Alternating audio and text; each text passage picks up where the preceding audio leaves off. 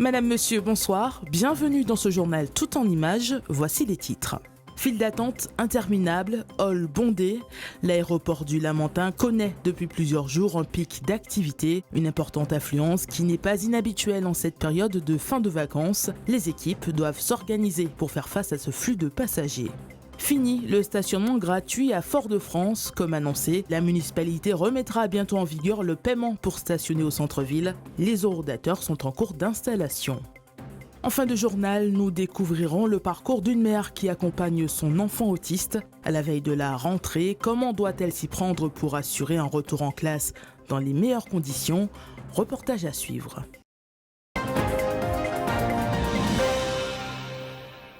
Entre files d'attente interminables et dernier au revoir, l'aéroport du Lamentin vit l'un de ses pics d'affluence de l'année.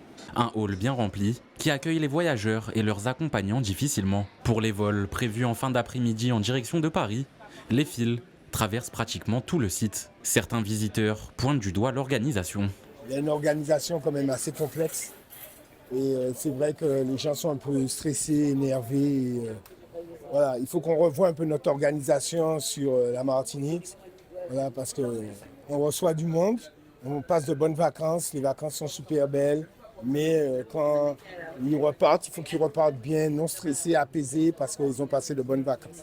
Une affluence due au retour de vacanciers ou encore d'étudiants vers l'Hexagone. Un phénomène qui revient chaque année à l'aéroport Aimé Césaire. L'année dernière aussi, on a eu quand même une longue attente. Je pense qu'il aurait fallu en amont qu'il y ait une autre organisation pour que la queue soit moins longue. Cette année, je trouve qu'il y avait beaucoup plus de monde que les années précédentes.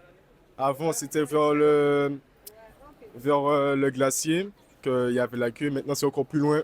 Je trouve que d'année en année, c'est de plus en plus long les queues. La SAMAC assure de son côté qu'une organisation particulière est mise en place pour cette fin de grandes vacances. Le trafic du mois de juillet était plus important que celui du mois de juillet 2024. Et on a également dépassé notre année record qui était l'année 2019. Et la tendance pour le mois d'août semble également montrer que le trafic est plus important que l'année dernière. C'est vrai qu'il peut y avoir à certains moments plusieurs vols gros porteurs avec des capacités de plus de 420 passagers qui sont au départ en même temps, ce qui fait qu'à un instant T, on peut avoir beaucoup de passagers dans l'aérogare.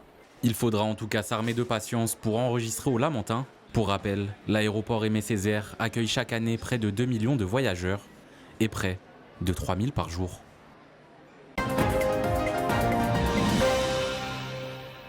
Nouvelle agression par arme à feu, cette fois au Lamentin.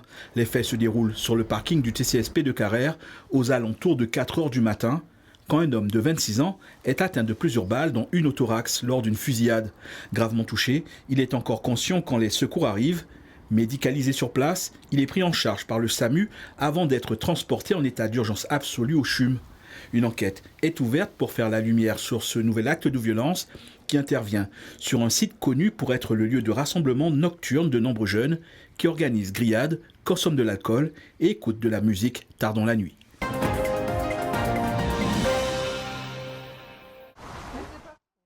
Après 7 ans de gratuité, c'est bientôt le retour du stationnement payant dans les rues du centre-ville de Fort-de-France. Un système qui devrait favoriser une occupation de courte durée dans ces emplacements. Par exemple, pour se garer ici 2 heures, il faudrait débourser 2 € et à partir de 4 heures, la place passera à une vingtaine d'euros. Pour les automobilistes de passage à Fort-de-France, les avis sont partagés. Si vous devez parcourir les rues de la ville pour pouvoir trouver votre compte, c'est sûr que 2 heures de temps, c'est pas suffisant. 4 heures, c'est 20 €, ce qui représente, ça fait 5 € l'heure. Mais nous allons où dans cette vie chère? Et on se bat contre la vie chère.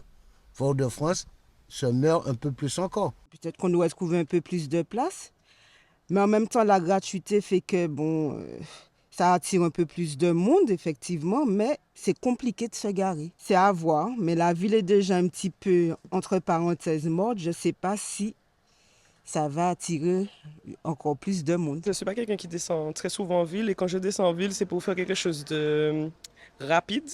Donc, ça va juste me pousser à aller plus vite dans ce que j'ai à faire et non traîner en ville. Plus de rotation sur les places de parking, c'est l'objectif premier de la ville de Fort-de-France. Avec un investissement de 800 000 € sur 2 ans et des frais d'environ 30 000 € par mois pour les services d'exploitation, comme l'abonnement Internet et l'entretien des appareils, la ville affirme que le but principal n'est pas de renflouer les caisses. Bien entendu, la ville, son objectif premier, ça n'est pas de faire de l'argent, comme on dit, de faire des bénéfices. Il ne s'agit pas de ça, puisque l'objectif que nous nous fixons au plan financier, c'est au moins d'équilibrer évidemment les comptes, ce qui précédemment n'était pas toujours simple. Mais l'objectif, c'est surtout, encore une fois, de faire en sorte que le stationnement de courte durée prévale à Fort-de-France. Vous avez des véhicules ventouses qui se garent donc, sur le centre-ville à la même place de 6h à 18h. Par conséquent, il n'y a pas de rotation des places de stationnement et les personnes qui viennent faire leurs implants au centre-ville ne trouvent pas de place. En plus des 45 € d'acteurs en cours d'installation, un paiement dématérialisé sera également mis en place via une application mobile et un système de cartes prépayées rechargeables pourra être récupéré auprès d'une 50aine de commerces à Fort-de-France. La mise en place d'un stationnement payant est avant tout une demande des commerçants de la ville afin de faciliter l'accès aux clients et favoriser les parkings fermés pour se garer plus longtemps. On avait voulu expérimenter le parking gratuit, mais il s'avère que les commerçants bénéficiaient plus que les clients parce qu'ils arrivent bien plus tôt et faisaient que il n'y avait plus de place à Fort-de-France et les clients s'en plaignaient et faisaient un tour de tour, ne trouvaient pas de place et repartaient. Alors qu'aujourd'hui, au-delà des 4 heures, les gens ne vont plus garer à Fort-de-France et iront dans les parkings d'à côté. On a pas mal de parkings qui sont disponibles et puis on permettra aussi aux commerçants d'avoir des tarifs préférentiels pour garer leurs voitures et leurs collaborateurs dans les parkings des alentours. D'ici fin septembre, la totalité des eurodateurs devrait être installée dans le centre-ville, sauf au Terre-Saint-Ville où le stationnement restera gratuit. La date de mise en service du nouveau système payant sera communiquée prochainement par la ville.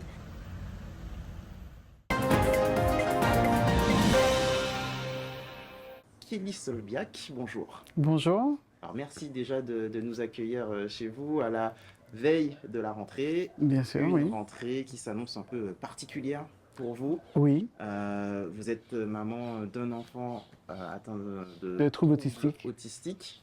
D'un autre en diagnostic, en cours de diagnostic. Exactement. Comment s'annonce cette rentrée pour vous? Ce sera le parcours du combattant, comme pour toutes les mamans, de toute façon, dans ma situation. Car, effectivement, l'inquiétude première, c'est savoir est-ce que, arrivé devant l'établissement le jour de la rentrée, est-ce que l'AESH sera déjà présent? Est-ce que les prises en charge ont été mises en place pour notre enfant? Est-ce que les professeurs ont été briefés pour pouvoir avoir un accueil optimal pour l'enfant en question? Donc le mien, pareil. Donc voilà. Vos 2 enfants entrent en terminale en plus cette année, donc oui. Une année cruciale, j'ai envie de dire. Très crucial, parcours du combattant, parce que il y a quand même des choses un petit peu à revoir pour pouvoir aider ces enfants-là. Parce qu'on oublie souvent qu'ils ne sont pas comme les autres et ils ont droit justement à avoir des accompagnements bien précis pour être au même niveau que les autres, pour avoir les mêmes avantages de réussite que les autres. Donc si on n'est pas derrière, c'est pas évident, c'est pas facile. Il faut tout de même veiller au grain, parce que c'est pas automatique dans les établissements. Les établissements ont encore du mal à mettre en place ce qui est prévu. Certains, parce qu'en fait, il y a des carences un peu partout, effectivement. Bon, c'est souvent les mêmes excuses, un manque de moyens, encore l'argent et tout, mais manque d'aide humaine, parce qu'il n'y a pas assez d'AESH. Mais pourquoi il n'y a pas assez d'AESH? Quand on pose la question, c'est parce qu'il n'y a pas assez de moyens pour engager d'autres AESH non plus. Donc ça revient toujours aux mêmes raisons, en fait, en réalité. Déguisées, on va dire ça comme ça. Mais c'est vrai que 2 ados en terminale avec des besoins particuliers, moi j'estime que je préfère dire comme ça parce qu'il y a également des enfants avec des troubles 10, donc il y a autistes, et les autistes ont souvent des troubles 10 justement.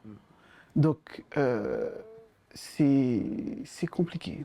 C'est inquiétant parce qu'il y a le stress déjà de savoir si tout est mis en place. Donc, on peut passer peut-être pour des mamans un petit peu trop, on va dire, envahissantes, souvent dans les établissements. Mais ce qu'ils doivent comprendre, c'est que si on ne le fait pas, personne ne le fera pour nous. Donc le parent, lui, tout ce qu'il veut, c'est le bien-être de son enfant quand il va à l'école. Quand il sait qu'il dépose son enfant dans un établissement, il veut pouvoir partir sereinement pour dire, bon, ça y est, mon enfant est pris en charge correctement, il va passer une journée agréable, on va pouvoir lui donner le cadre nécessaire pour pouvoir évoluer. Moi, je peux partir tranquille, soit pour aller travailler, soit pour faire d'autres démarches ou autres, quel que soit, tout dépend des situations. Mais c'est l'inquiétude première des parents. On a parlé du cadre légal et des établissements qui pouvaient avoir du mal à appliquer ce cadre en termes d'accompagnement. Mais ce cadre légal, déjà, est-il suffisant, à votre sens, pour accompagner tout le panel, finalement, qui va exister d'enfants porteurs de troubles autistiques, puisque chaque enfant est différent, voilà. Alors, moi, je trouve qu'il y a eu des progrès par rapport aux années. Comme je dis, je pense que mon enfant était un des cobayes, on va dire ça comme ça, pour pouvoir voir quelques petites carences, constater les dysfonctionnements, on va dire ça comme ça. Mais par rapport au début, quand j'ai eu le diagnostic, il devait être en CE1, alors qu'il est actuellement au terminal, il y a eu quand même des progrès. Je ne vais pas dire que rien n'a été fait, rien du tout, mais n'empêche, il reste encore beaucoup à faire parce que la souffrance est toujours aussi présente. Vous avez des exemples sur ce qu'il faudrait faire, justement? Oh, alors... Des idées, des pistes, des choses que vous voyez au quotidien, notamment au travers de l'association, hein, il y en a, je dis. Oui. Des cas concrets de parents qui sont en grande difficulté dans ces situations. Il y a aussi les transports qui posent beaucoup de problèmes. Il y a beaucoup d'incertitudes en ce moment. Parce qu'effectivement, bon, je sais qu'il y a eu, j'entends aux médias, qu'il y a eu des appels d'offres, qu'il y a eu deux choix de société. Tout ça, c'est bien. Mais, comment dire, nous, parents, on va peut-être penser qu'on est exigeante, mais qui va venir chercher mon enfant? On n'a toujours pas d'informations. C'est pas normal. C'est-à-dire qu'à l'heure d'aujourd'hui, là, un parent doit être en capacité de savoir que c'est telle société qui viendra récupérer mon enfant pour l'emmener à l'école, pour l'emmener en prise en charge, pour l'accompagner. Puis il faut évidemment un transport particulier. Il peut pas être transporté avec les autres enfants. Le bruit, l'agitation, il y a beaucoup de choses qui entrent en compte, qui créent des angoisses, des stress, des crises. Et le but, c'est que l'enfant parte sereinement pour arriver à un point A, pour partir d'un point A et arriver à un point B, sans souci. Voilà. Justement, j'en profite, dernière question pour moi. Quand on parle de rentrée, vous avez parlé notamment de ce transport qui ne peut pas être transporté avec les autres enfants, notamment pour des soucis de bruit, etc. On n'a pas évoqué la question du regard des autres. Que l'on parle des professeurs, des élèves aussi. Mais aussi des élèves. Voilà, c'est d'où... Souvent jeunes en plus, n'ont peut-être pas été sensibilisés. Souvent. Et on sait que ça peut être difficile. Oui, voilà. Et c'est pour ça que normalement, en temps normal, moi je dis, alors certains le font, c'est-à-dire qu'à arriver à la rentrée, il y a... Comme je ne veux pas mettre tout le monde dans le même sac, mais certains enseignants qui sont quand même sensibilisés présentent l'enfant à la classe avec son AESH et expliquent aux enfants pourquoi il fonctionne comme ça. Il faudra l'accompagner. À la limite, des fois, quand on explique bien aux enfants, les enfants se sentent dotés d'une sorte de mission de préserver l'enfant en question. Mais ça, c'est quand la sensibilisation a été faite en amont. Mais des fois, quand c'est là sur le coup, mais qu'est-ce qu'il fait? Mais pourquoi il fait comme ça? Mais... En fait, là, les mots qui commencent, les enfants dans l'inconnu, vous savez déjà comment. C'est comme pour les adultes, hein, c'est pareil. Hein. Quel que soit, on va en grande surface avec nos enfants, il va faire une crise ou autre chose, la personne ne sait pas. Mais tout de suite, c'est « Oh mon Dieu, tu as mal à l'élevé, il détape. » Non, non, vous ne savez pas pourquoi. Eh bien, merci beaucoup. Kelly Solbiak d'avoir Merci. accepté notre invitation et d'avoir témoigné sur le quotidien d'une maman sur de troubles autistiques à la veille de cette rentrée 2025. Oui. Merci. C'est beaucoup de stress. Merci.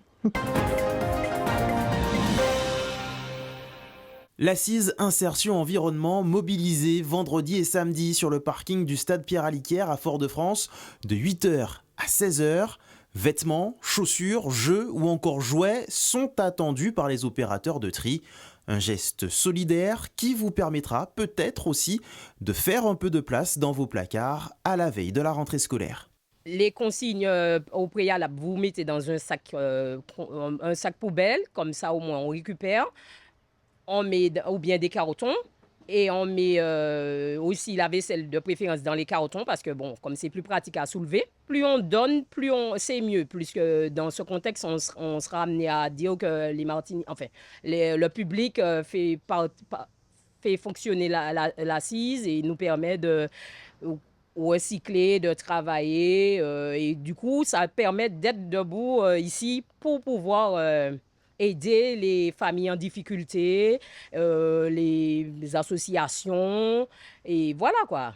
Ça, c'est un très bon événement pour que la Martinique puisse voir que nous sommes là et qu'eux-mêmes aussi, avec leur aide, nous puissions redonner, redistribuer ce qu'ils nous ont donné et enfin, pour faire tourner un petit peu le cursus et faire voir que nous sommes solidaires et il faut venir pour qu'on puisse réussir notre tâche. Présentation du site de la première déchetterie du Lamentin, situé dans le secteur de Petit-Pré à Mao. Le projet attendu de longue date par la municipalité répond aux besoins de la population lamantinoise qui doit se rendre sur Fort-de-France ou à Saint-Joseph où se trouvent les déchetteries les plus proches. Il était impensable que bassin de ville de 42 000 habitants n'ait pas une déchetterie. Je peux vous dire en ce moment que sur le Lamentin, c'est 13 000 tonnes par an d'ordures ménagères et à peu près 5 000 tonnes de compost divers.